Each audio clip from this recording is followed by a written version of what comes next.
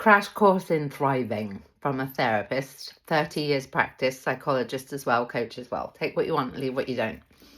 We're all going to get bit in life. Just be aware. It happens to all of us again and again and again. Merciless attack, dismissal, cancellation, gaslighting, you name it. And the body never lies. So you'll have symptoms of your dis-ease. It will happen to all of us. And most people spend most of their lives, in my view, in chronic fear of being attacked, dismissed, judged, and so on. And therefore you're this kind of skeletal version of yourself, bending yourself like a pretzel to fit in. And it's not feeling good. Your soul gets depleted. We all have symptoms. In fact, I was talking to a psychopath the other day, diagnosed psychopath. And I said, do you think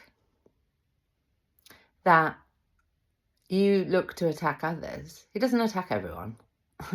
Look at me sticking up for a psychopath. He's a human being. It's a trauma response for the most part in a lot of the situations. That's to give context. We all are psychopathic, not clinically. What I mean by that is the answer to my question. I said to him, do you think that you look because he was speaking quite generally about psychopathy. Do you think you guys attack other people so that you don't get attacked? I.e., the question really was, is this a way of you ensuring you're never vulnerable again if you're the one doing the attacking? And he said, yes. Amen. Right on point. We're all looking to protect ourselves. The way we do it is pretty damn ugly. And I don't know that we have much empathy for each other. What I mean by that is, I speak to you guys. I speak to hundreds of thousands of people. Clients, groups, individuals, couples, organisations. I teach and train professionals.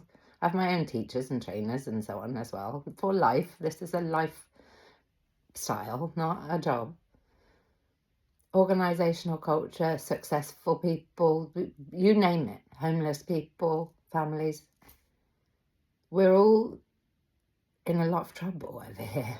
You're not alone in your struggle. And self-love, of course, is the thing that we're preached about. However, it's impossible, in my opinion, to love you and do self-care when you don't know yourself. And I would say most people don't know themselves because we haven't taken the time to find out who we are, to inquire, to pay attention, to address yourself, to respect yourself. You can't love something that you don't know and won't know. So, you're going to get bit. If we just assume life bites you hard, some of us, we get ragged to death a few times and we come back. We can all come back. We can all thrive. We can all make a decision, a conscious choice. I would like to get to know me. Because if you don't, you will meet people who tell you about you, who project on you, who threaten you, who attack you, who all kinds of different things, because we are very insecure beings, humans. We're looking for boundaries every day, all day. And what I mean by that is what's okay and what's not. We're looking for things that we can control and predict. Can I do that? Can I not do that? If I do that, will I get in trouble? So we need guidelines. And without them, we don't do well. With them, we'll kick against it, obviously. We'll sabotage, we'll do all the things. However, we like to know where we are at. And yet we don't supply that for one another. Am I right or am I right? You could pop in the chat. Are you very clear and very discerning about your yeses and your nos? What's okay for you, what's not okay for you? Your partners, your kids, your people that you're around frequently in your inner circle, do they know what is okay for you and what is not okay for you directly out of your mouth, the expectations that they get to have of you, your behaviour, what you will do and what you won't do? And is it the truth? Because what comes as well is authenticity. What you're thinking, what you're feeling and what you're doing behaviourally gets to be aligned for you to be authentic, real, reliable, secure making for other people? Are you consistent? Do you respect you? Do you follow through? Do you even make agreements with yourself about what's okay and what's not? Do you follow through? Do you respect you?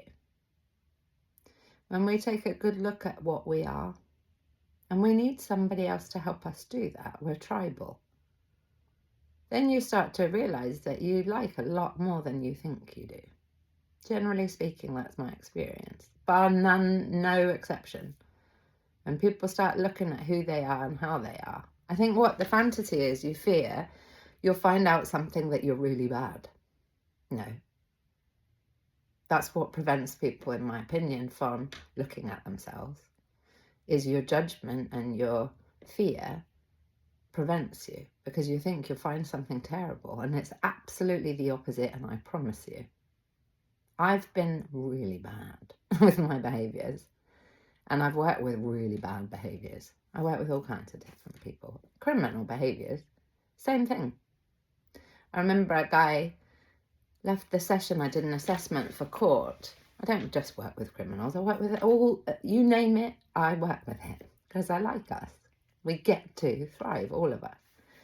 And he left the session, and I thought the only thing I remember about what he said from that hour and a half, I think it was, I'm a good man, he kept saying. I'm a good man, I'm a good man. And I thought, I bet he is a good man. However, he's also a guilty one because he's protesting like that.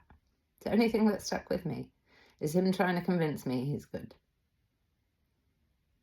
So we are all good. We all do bad things. We will all get attacked in some kind of way. There's nothing you can do about it. What we can do, and what I would advise we do, is we start taking a close look at who we are and what we want,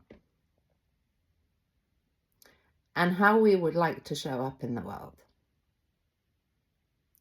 What version of you would you like to be in control of this thing? Because at the moment, most of the time, we're like kids just grabbing a version of us to lead the way. We're not calling forth our inner governor. It's a very intentional version of us that's grounded and whole and integrated. I'm not saying I've got it sorted by any stretch of the imagination. However, I'm getting there. How we deal with things, the attitude that we choose to bring into the situation,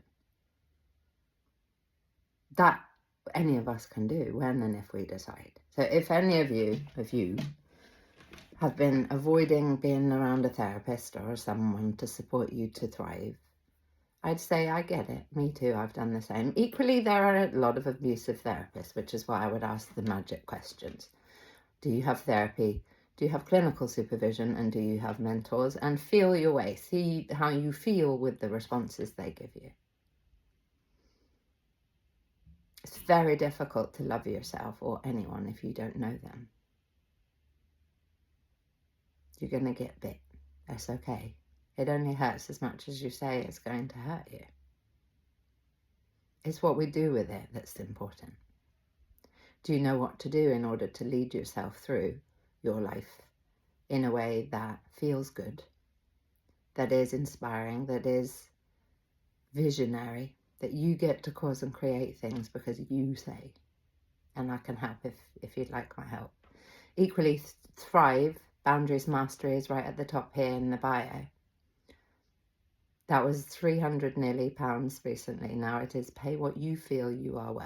How to set boundaries, understand your triggers, the words to use to have the conversations that are important, so that you don't spend your life in fear of being bitten or reacting to the fact that you were.